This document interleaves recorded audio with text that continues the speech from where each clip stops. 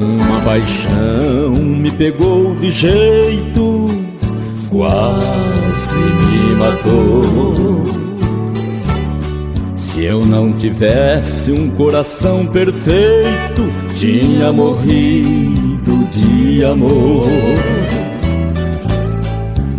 Minhas pernas enfraqueceram, o pensamento embaraçou, formou um grande nevoeiro, minha vida quase apagou. Mulher bonita e venenosa, igual serpente, uma doença impertinente, que quando não mata, deixa cicatriz. O homem fica amuado, falando às paredes, ele perde a fome, ele perde a sede, também a esperança de ser feliz.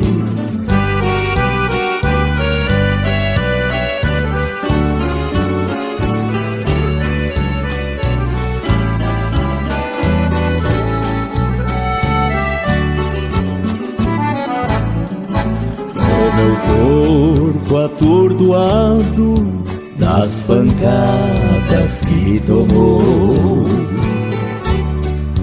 o meu lombo ainda está cortado das chibatadas desse amor. Virou um quebra-cabeça, brinquedo que causa dor, e solução pra que eu esqueça não tem remédio, não tem doutor.